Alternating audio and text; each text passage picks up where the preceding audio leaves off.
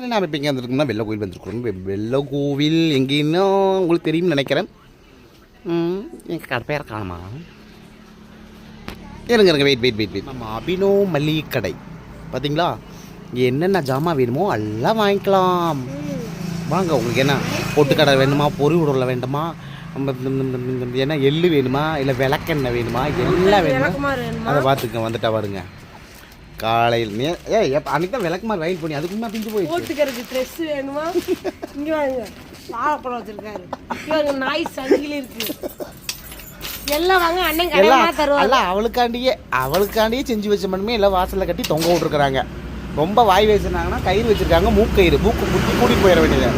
ஆமாம், அதே மட்டும் விளக்குமாறு வச்சுருக்காங்க. அதிகமாக லொல்லுன்னு இருந்தால் நாய் சங்கிலியை போட்டு கட்டிட வேண்டியதா? ஓகேங்களா?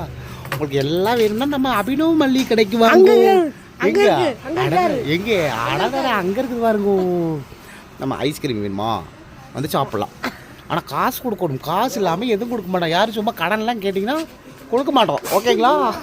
ஆமாம்மா, இங்கே வருங்க. கட்டுக்கயிறு, தும்பு, இது முகரக்கயிறு, இது கருப்பு கயிறு எல்லாமே இருக்குது. இதில் எந்த கயிறு ஓட்டு மூக்கு குத்தினாலும் இந்த மாடு நிற்க மாட்டேங்குது. இதுக்கு எந்த கயிறு? இதுக்கு சங்கிலி தான் போட்டு மூக்கு குத்துன மாட்டம் இருக்குது. குத்திடுவான், கண்டிப்பாக குத்திடுவோம். உனக்கு எது வேணும்? சங்கிலி வேணுமா, கயிறு வேணுமா? சங்கிலி ஓட்டு கட்டிடலாம். ஐயா கடைக்காரர இருக்கிறீங்களா?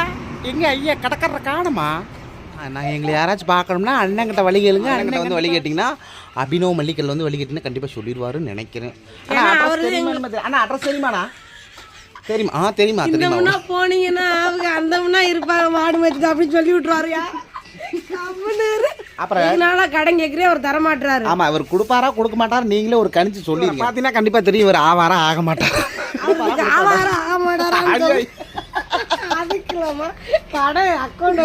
அப்படி தெளிவா சொல்றேன். ஆமா, இதுக்கு முதல்ல கூட அக்கௌண்ட் வைக்க நினைக்கல. இவங்க புடவை எல்லாம் வைக்கிறாங்க. ஆமா, இல்ல மல்லிகை ஜாமான் வாங்கியிருந்தா கூட நான் கடன் கொடுக்க மாட்டாரு. ஓகே தான், புடவை கடை வச்சிருக்காரு, கண்டிப்பா புடவை கடன் கொடுத்து ஆகணும். சரிங்க மக்கள், பாய் டாடா சொல்லிடுது. டாட்டா வந்து பாருங்க வாங்க.